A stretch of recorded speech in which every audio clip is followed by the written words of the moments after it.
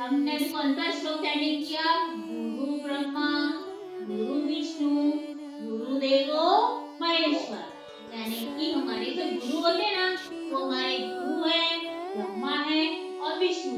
वो तीनों साक्षात भगवान का रूप है ना। आपको पता है गुरु पूर्णिमा क्यों सेलिब्रेट करते हैं? गुरु पूर्णिमा के दिन महर्षि वेदव्यास का जन्म हुआ था, है ना। वेदव्यास बहुत बड़े महर्षि थे। उनके जन्म की उस समय हम गुरु पूर्णिमा मनाते हैं, है ना।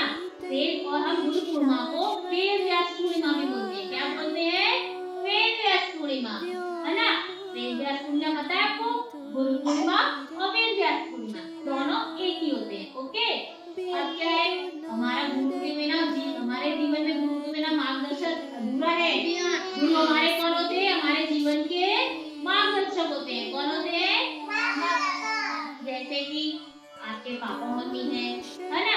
हम आपसे पढ़ाते हैं, आपके टीचर आपके गुरु है ना। और आप जैसे कि डांस क्लास जाते हो, कोई ट्यूशन क्लास जाता है और भी बहुत सारी एक्टिविटियां करते हैं।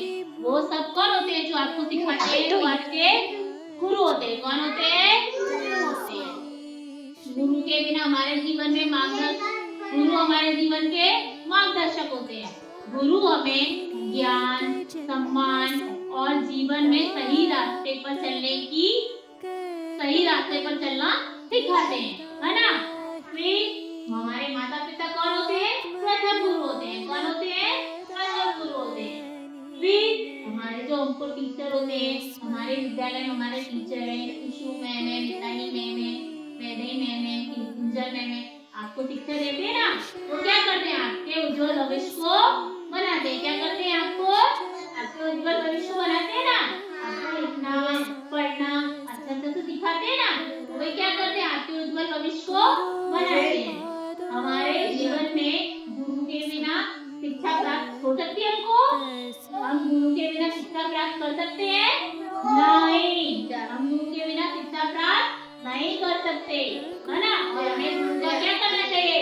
आदर करना चाहिए, उनका सम्मान करना चाहिए और गुरु की बातों को मानना चाहिए, है ना। उनकी बातों को मानोगे तभी तो आप अच्छे बच्चे बन जाओगे ना। गुरु की बात माननी चाहिए आपको आपके पापा मम्मी की बात माननी चाहिए। हाँ, है ना।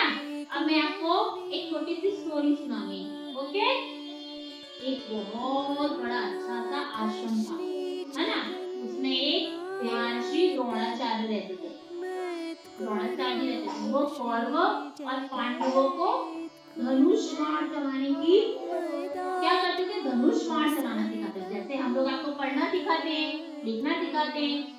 गुरु द्रोणाचार्य क्या करते थे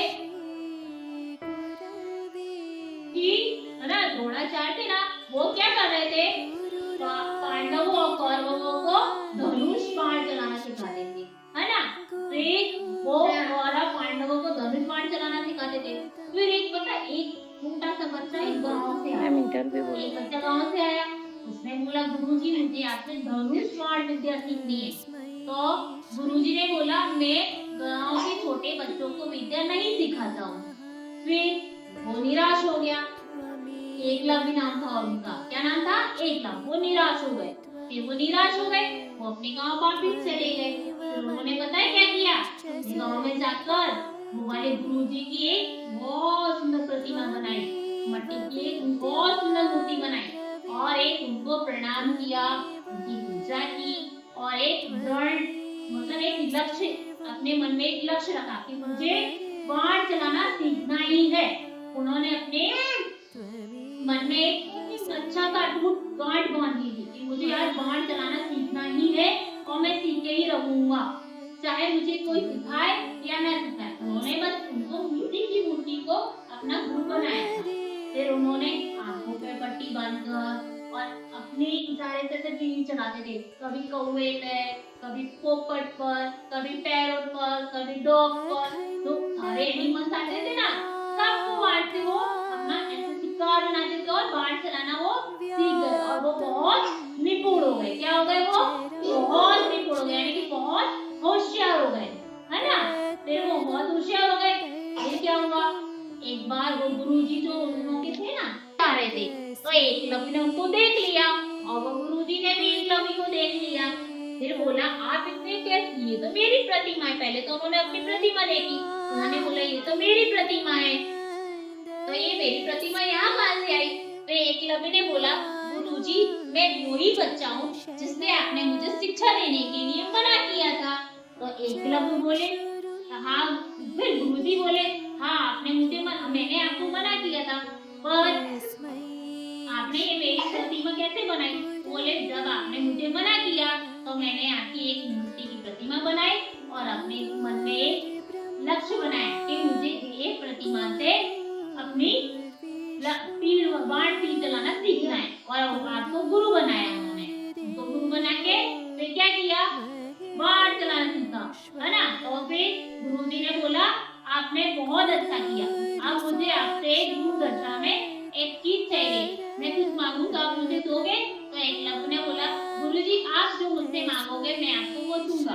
तो एकलव्य से गुरुजी ने क्या मांगा, उनके दाएं हाथ का अंगूठा। क्या मांगा, उनके दाएं हाथ का अंगूठा। तो फिर एकलव्य ने क्या किया, फट से तलवार निकाली और अपना दाएं हाथ का अंगूठा निकाल कर उनको दे दिया, है ना। तो क्या होता है इससे, जब हम कुछ सीखते हैं तो अपने गुरु को उनकी दक्षिणा भी देनी पड़ती है। पता चला, आप जैसे मम्मी पापा आपको सब सिखाते हैं तो आप क्या करते हो, मम्मी पापा के पैर छूते हो ना, है ना, उनको सम्मान करते हो ना। तो आज हमने क्या सीखा, हमको अपने बड़ों का सम्मान करना चाहिए, अपने गुरुजनों का सम्मान करना चाहिए। ओके।